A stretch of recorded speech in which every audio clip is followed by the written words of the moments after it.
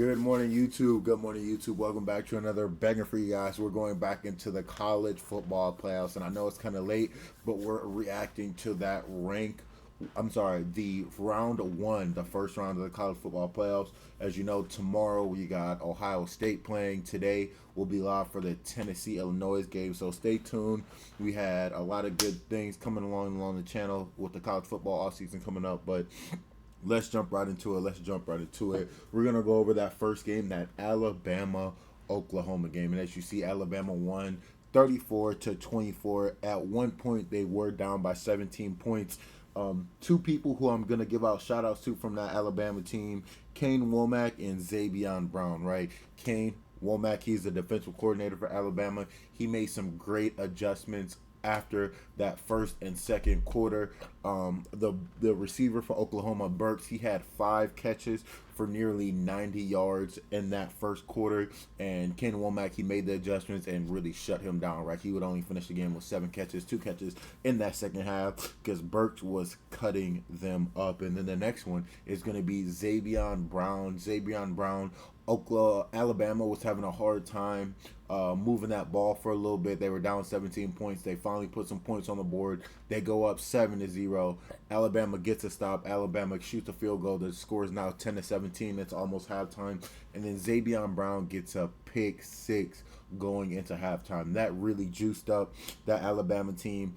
Alabama is really making some stars on that defensive side of the ball, right? Kane Womack, he might not have the number 1 ranked defense, but his defense knows how to make plays, right? Whenever Alabama needs a big play, they always make it happen, whether that is a strip sack to set Ty Simpson up to win the game earlier this year. Kane Womack really emphasizes those turnovers and making sure that the defense shows up and knows how to get the job done. The Alabama finally found a way to put points on the board. And another thing about that Alabama defense is they ended the game with 5 sacks and 7 tackles for loss. That was truly the difference maker in that game. The reason that the defense was so important is because Oklahoma won in every single stat except the turnover ratio. They won in every single stat except the turnover ratio, right? It's literally a rewrite of the rematch that they played earlier this year. Earlier, Alabama had won in every single stat except the turnover battle, and that's how Oklahoma came up with the victory. And Alabama did the same thing to Oklahoma. Oklahoma had more yards, they had more time of possessions, they had more first downs, but that pick 6 was really what set Alabama apart, and that turnover really helped Alabama get to that victory. So I was happy to see it. That first game was definitely a good one. I'm excited to see what Alabama can do against this Indiana team. We know Indiana moves the ball very well. We know that Indiana has a very good defense. But, hey, Alabama surprises us each and every single week. So we really are going to get a show in that Alabama Indiana game. Next, we're going to get into that Tulane Ole Miss game. I feel like it went about as expected it was to go. Earlier when these teams played, the score was 45-10. This go round it was 41-10. Whether or not Tulane should have been in the playoffs isn't up for discussion because they were there, they went, they lost. So we're gonna brush past that. Ole Miss, the reason I was watching Ole Miss's game is because I wanted to see what they could do without Lane Kiffin as that head coach, right? We know Lane Kiffin was that offensive genius, and Ole Miss really showed that they can still get the job done with the players that they have, right? Ole Miss, they were able to put out 500 yards of offense, something that going into this game that was being questioned for me with Lane leaving for LSU. Chambliss, he definitely had a decent game. I believe he went 23 for 29 for, 250, 280. He went 23 for 29, 282 and a touchdown. He would cap that off with 2 rushing touchdowns. So that was a good showing by Trinidad Chambliss. We know how dangerous he is at QB. We wanted to see what all those other characters around him would do as well. Kewan Lacey, 15 carries for 87 yards, nothing to sneeze at. So on the day, I believe they had 4 rushing touchdowns, if I'm not mistaken. But one thing that I am worried about for this Ole Miss team is their ability to play defense, right? Ole Miss gave up 421 yards to that Tulane team. Tulane was averaging about 3.4 yards a carry. There was one running back for Tulane that had almost 5 yards of carry, if I'm not mistaken. Yeah, McClure, he had 5.6 yards of carry, and you know that Georgia team loves to run the ball. So when Tulane put that on film against that Ole Miss team, Georgia is going to have a field day running the ball against this Ole Miss team. As you know, it's a rematch from earlier in the year. Georgia was able to pull that victory off. Of the 7 drives that Ole Miss had, they would score on 5 of them, and then Georgia would get 2 back-to-back stops, and then the rest is history, right? So we're excited to see that Georgia Ole Miss rematch. I have Georgia pulling this one out against that Ole Miss team, so I'm excited to see what this SEC matchup looks like, right? Georgia being the SEC champs against this Ole Miss team. You still got one, two, three. You got three SEC teams right now currently in the playoff running. Started with, I believe, 4 or 5. So SEC has always shown that they are on top, right? So that's one of my goals for next year is to get to a couple of these SEC games, get maybe even stream them, throw it up on a YouTube video of highlights of me at the SEC game. But that's a later day for later. That's a later conversation for a later day. Next, you're gonna get into this Oregon JMU game, and that game was absolutely insane. The score really doesn't reflect how uneven this game was at halftime. The score was 34-6. Oregon came to play and showed why they are a top 10 team.